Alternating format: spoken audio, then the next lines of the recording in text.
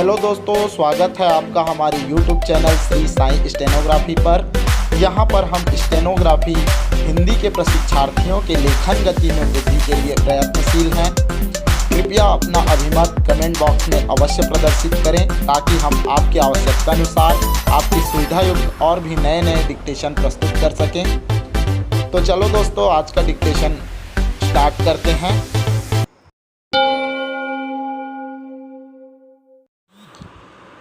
Ready, start. सभापति महोदय, यह मामूली बात नहीं है। आप इस बिल को शुरू से आखिर तक पढ़ जाइए तो साफ मालूम होता है कि किसी खास आदमी के लिए, खास समाज के लिए, खास गुट के लिए यह कानून बन रहा है। इसमें कहा गया है कि जहाज उद्योग को भी कर्जा दिया जाए, पहले नहीं दिया जाता था। इसके साथ साथ अभी सभी लोगों ने कहा है कि यह कानून इस अभिप्राय से बना था कि इस देश के व्यवसाय की उन्नति हो। तो व्यवसाय की उन्नति के लिए यह कानून बना।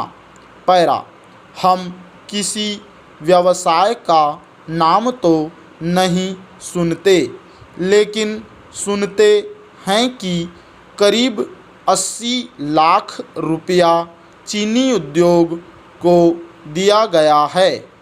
इसका क्या मतलब है? इस बारे में मैं पहले भी कई बार इस तरह की बात कह चुका हूँ। जब कोई संस्था स्थापित होती है तो उसके कार्य और कर्मचारी का अनुमान लगाना होता है। देखना होता है कि इतने कार्य हैं और इतने आदमी बहाल होने चाहिए। मुझे तो यह कहने में दुख मालूम होता है। पैरा, मुझे तो इस सरकार को सरकार कहने में भी लज्जा मालूम होती है। इसको सरकार नहीं कहना चाहिए। यह तो इस तरह का कुछ है ही नहीं।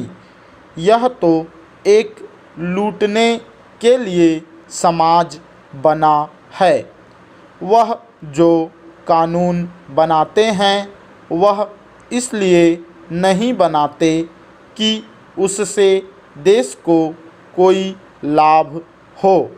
वह इसलिए ज़रूरी है कि किस काम के लिए किस आदमी को ले लें, इस मतलब से कानून नहीं बनता है, बल्कि इस मतलब से बनता है कि एक खास आदमी को उस रोज़गार पर लगाना है, उसके लिए कानून बना देते हैं, उसके लिए विभाग खोल देते हैं, पद बना देते हैं और उस पर उस आदमी को बहाल कर देते हैं।